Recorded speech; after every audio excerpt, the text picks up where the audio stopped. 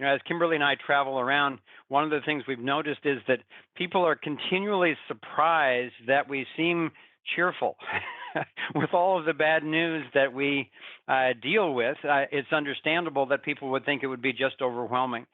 It's quite the contrary. It really the bad news informs solutions for us. That's why we pay a lot of attention to it. But we are so immersed in our Thrive Connect project, in our Solutions Hub network, with all the people that we meet, traveling to different cities and so forth. We're so immersed in human resiliency and creativity in the face of duress, and major challenges, that it reminds us that every group that we're with that is waking up, that is taking action, that's collaborating, that's speaking up, that's a fractal. And that fractal is happening, we've come to the conclusion it's happening in every community all over the world. And really, that's almost impossible to actually wrap our minds around, because you're not going to hear about that in the mainstream news. But it's happening, and that's one of the things that gives us such tremendous hope. The key context for today is that each one of the stories that we'll share and that we look forward to hearing from you create a context. They create a insight into a new paradigm, which is what's got me most excited, really, of anything on the planet these days, is the new paradigm that we've been discovering from dealing with, particularly with our Solutions Hub network, which is taking on over 200 issues in 100 different countries with over 1,000 different groups.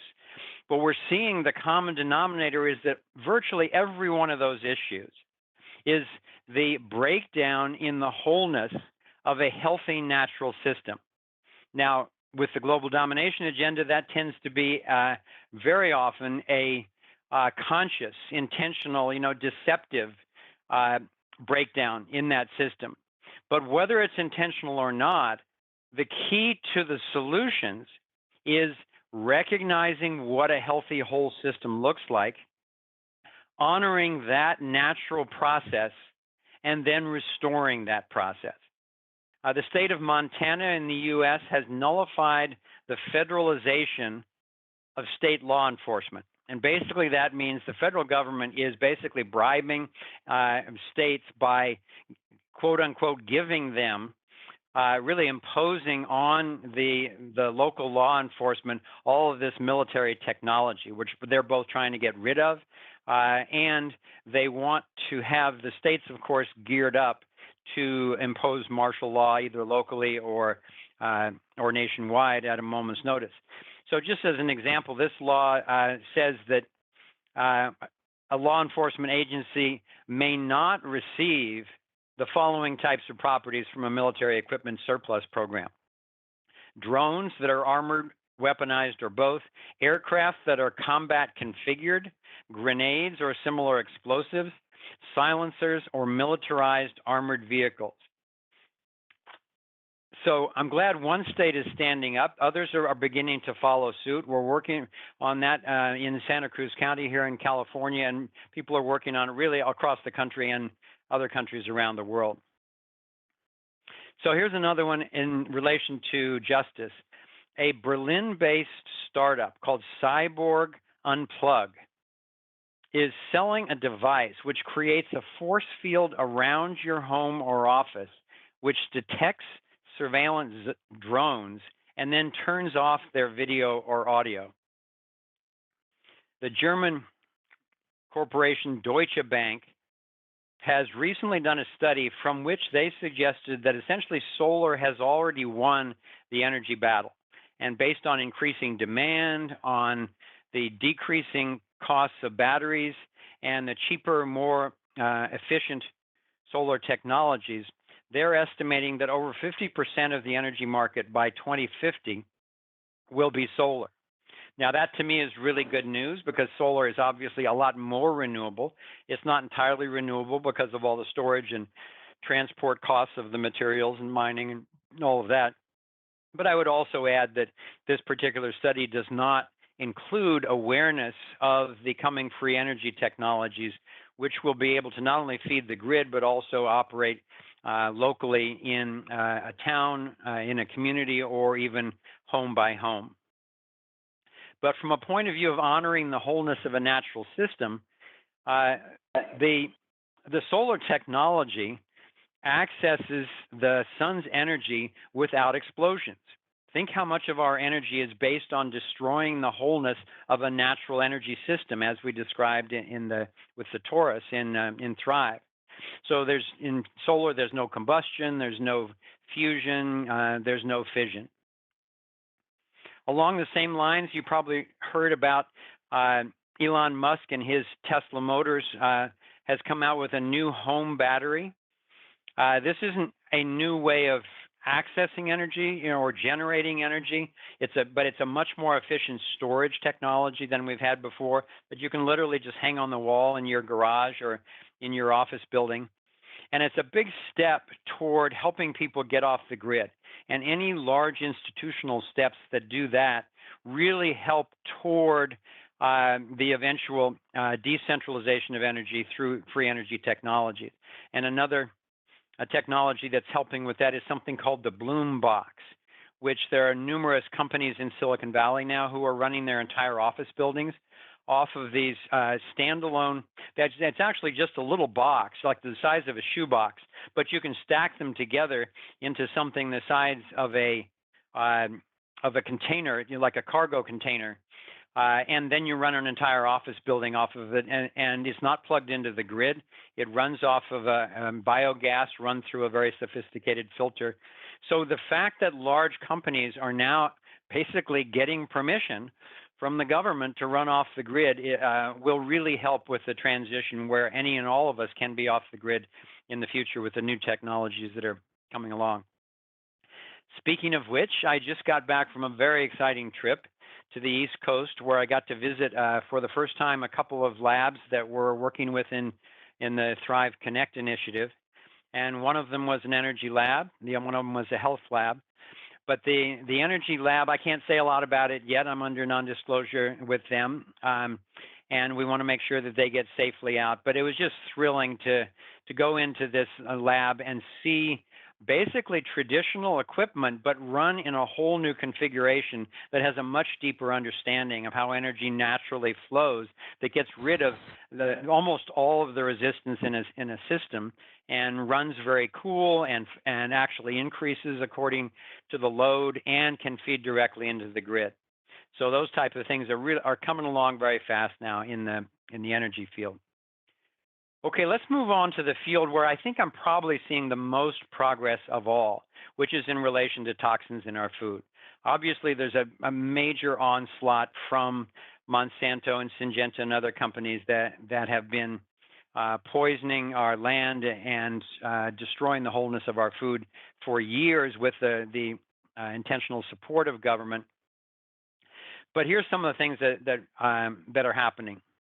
First of all, the World Health Organization, which is by no means a progressive, far-reaching, enlightened organization, but even they have had to recently acknowledge that the glyphosate pesticides that are at the basis of Monsanto's Roundup and so many of the agricultural pesticides that are unnecessary with whole systems growing, the WHO has finally acknowledged that they are probably carcinogenic.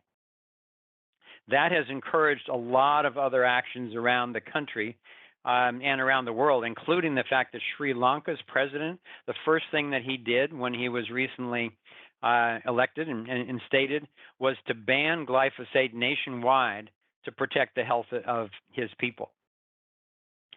Vermont has recently prevailed in their defense against an appeal by Monsanto of their recent passing of GMO labeling laws. Monsanto's also had to pay $93 million to a small town called Nitro, West Virginia, where Agent Orange was produced. They finally had to admit their culpability and start to pay out. And that's just one small town. It's a glimpse of what's coming.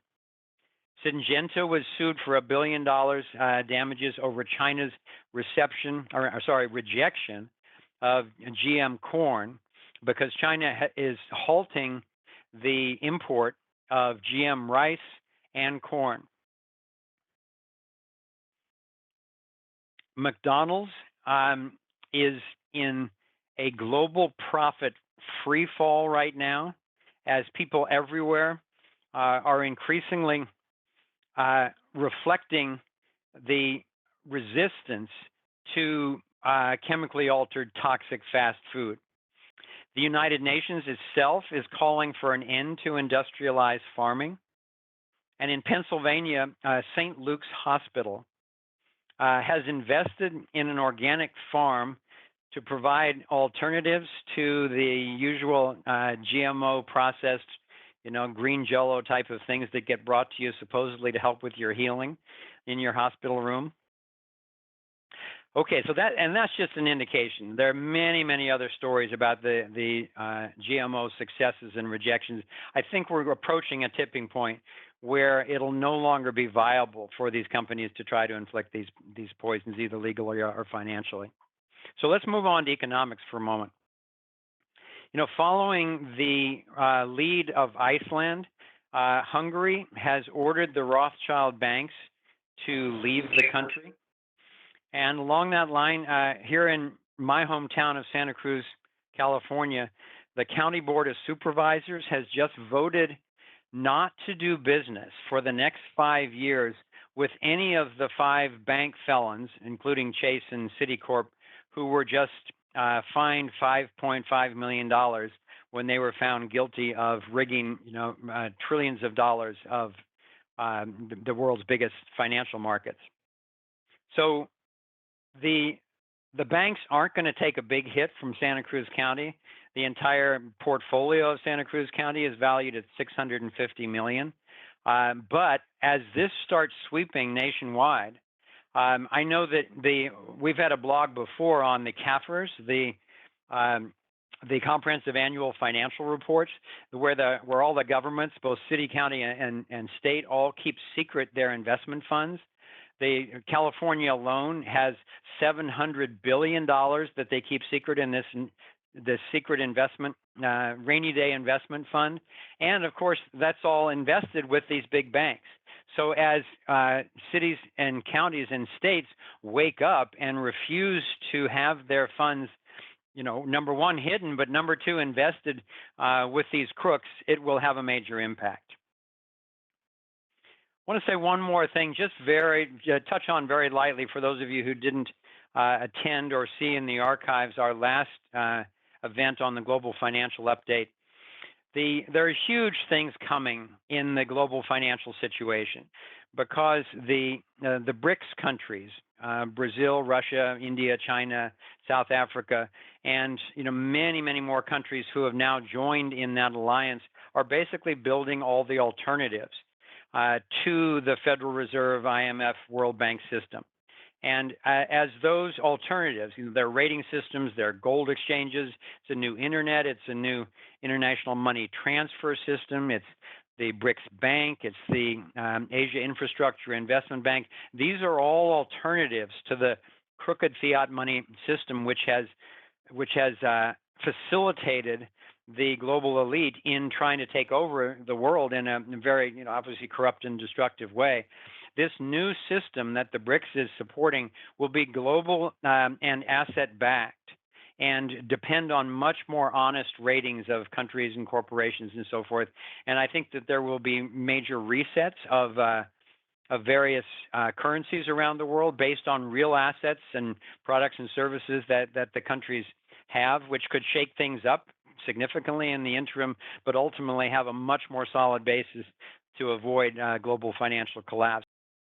The company is blacklightpower.com, and they have a system that involves a new form of hydrogen that sounds like it's the missing link where physicists and cosmologists have for a long time been trying to understand what the heck is this dark matter all about.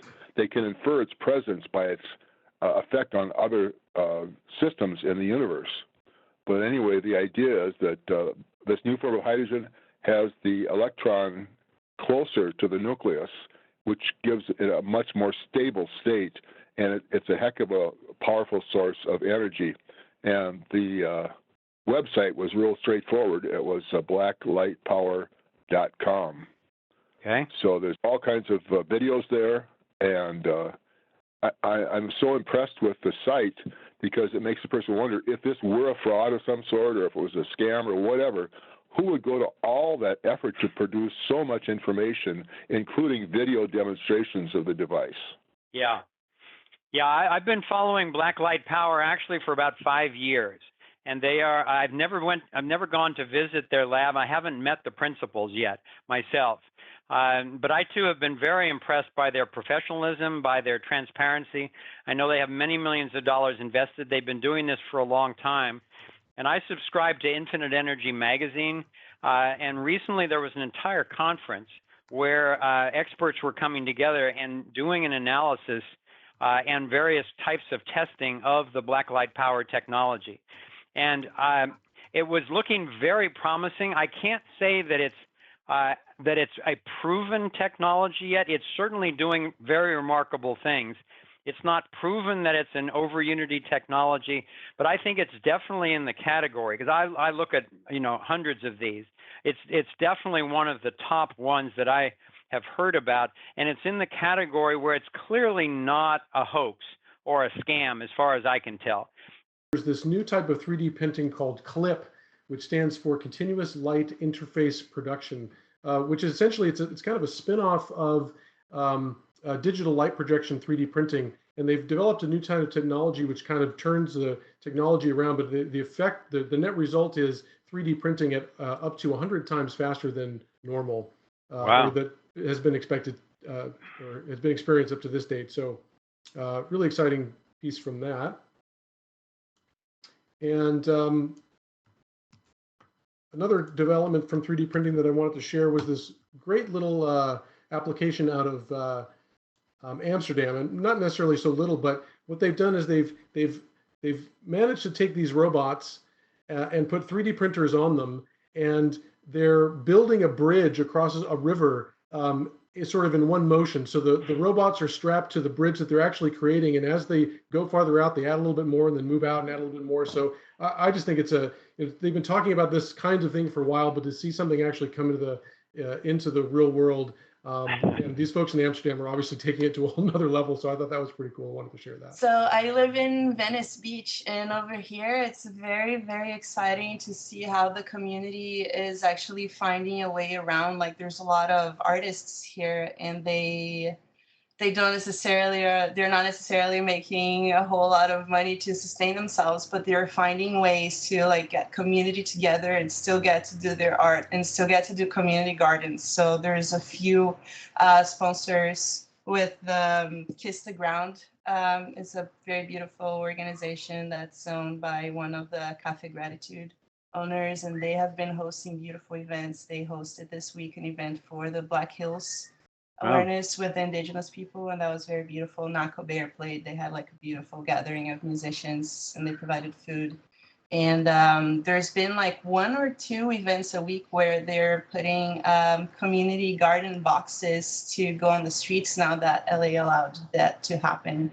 So it's very, very beautiful to see the community coming together in that way. And just in a little bit, I'm going to be going to another event at a venue called Full Circle in Venice that's been hosting a lot of transformational events and sound baths and all kinds of beautiful things to allow us to get centered first so that we can, continue evolving. So that's very exciting. That is so cool. And Los Angeles is doing so many cool things right now. We're working with a number of the projects in our Thrive Connect initiative. One of them is to build a whole new wellness salon in the middle of Watts, to become an example of healing from the center out in a traditionally ghetto community, because Watts has so much influence on other communities around this country and around the world. And another one of the initiatives is for just what you're talking about, of doing organic gardening in the center aisles and along the sidewalks, those dirt patches that are just, usually just full of garbage. There's a guy down there who's got a whole project going where he's converting those into organic gardens. Now, of course, he's getting blowback from the city governments because that's not in their traditional worldview. But like you're saying, Aileen, that is changing. The community is waking up to realize that we actually are in this together. And the notion of having an organic garden there as you drive by that people can actually be eating from, rather than junk just streamed along the side of the road, it's very encouraging. Yeah, it's a great late night food option. Yes. Better than going to McDonald's. Thank you. I also want to mention that the lab that I visited last week on the East Coast, their particular type of breakthrough is so universal that it takes energy generated by wind, by solar, by geothermal, by wave power, all these different methods of accessing energy, and then makes the transport of that energy more than 100 times increase of efficiency. And so picture the implications of that, because usually these new renewable access technologies are great until you have to store it or move it. And this will transform those next two steps completely. I wanted to share a little bit about Bitcoin, some exciting things happening there since you mentioned it. For people who don't know, Bitcoin itself is a pretty innovative piece of technology because it allows people to transfer value from one person to another without the need for any third party, which means no central control, no point of censorship. It's completely decentralized. And this by itself is pretty exciting, but there's been some neat innovations that I wanted to talk about a little bit.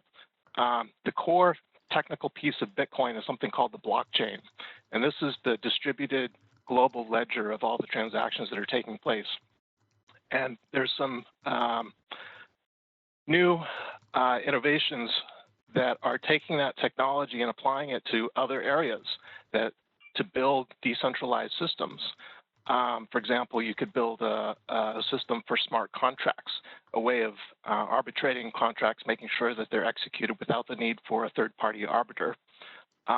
Another way that you could use this is to build a decentralized voting system where you don't need to depend on any particular third party to count the votes. You can depend on the decentralized system to manage this, which I think is pretty interesting. Also building distributed name registration systems. Think of like the domain name system that we have now, where we have essentially centralized systems that manage that now.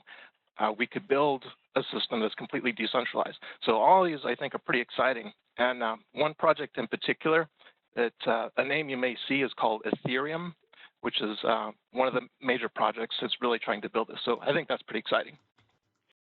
Let me just read the headline. Dutch harvest electricity from living plants to power streetlights, Wi-Fi, and cell phones. So this is something I saw come across social media, and I haven't really gotten too into it, but it sounds very interesting and it has a little bit of promise there, so that people would find interesting. I just chuckle when I see that one, because it's just getting closer and closer to people realizing that what we're tapping when we're creating quote unquote electricity, we're tapping the life force one way or another, whether it's coming from the sun or coming from plants, or whether you've harnessed your 2-year-old. This is all the same life force. And that's what one of the inventors I visited recently has this incredible, he's got this technology which is thousands of times more efficient. And I said, well, is this over unity? And he says, I don't like the term over unity. There's just unity. And that awareness allows him to access it in a much more efficient way. But it's helpful to remind people that we're not plugged in. We don't have an umbilical that we plug into the 60 hertz socket in the wall. Somehow or other, through the food, through the light, through the breath, we're actually accessing the life force directly. And I don't know about most, but probably at least half of the technologies that I've seen that are being successful in the new energy arena, they talk about that they're accessing a different quality of energy. They talk about it being more etheric. Some of them just directly more plasma. It's like another form of matter. And it seems to, in many cases, have a level of consciousness which we actually really need to take into account. And many of these inventors are accessing the knowledge through their own inner guidance, through channeled materials, through direct extraterrestrial contact. So it seems like we're getting information from more advanced levels of certain type of intelligence about how to create more advanced levels of certain types of technologies that will be safer and more harmonious. As I was kind of preparing for what I wanted to share today, during the process, I came across two quotes that just really felt resonant to me with what we're doing in this conversation, in the Thrive movement, what so many of you are obviously up to. One of them is an African proverb that goes, if you want to go fast, go alone. If you want to go far, go together. So we've each got our own unique path, and I think a lot of human enlightenment right now, what's emerging is the skills of collaboration, especially with technology, like we're able to communicate with people all over the world, like with this Cisco system that we're using today. And now people are needing to learn how to listen well and how to make decisions together and how to resolve conflict when it comes up so that we can actually be in the collaboration that's necessary. Because as we say in the last line of the Thrive theme song, we already have what it takes to thrive. It's a matter of now bringing it out safely, collaborating effectively. And I want to add along the same lines, I came across a wonderful quote from Martin Luther King, where he's making this strong suggestion to people that as you're going along your path in your work, that you hold sacred what he calls the inescapable network of mutuality. So I am in deep experience today of the inescapable network of mutuality, and especially as it empowers and facilitates the creation of solutions.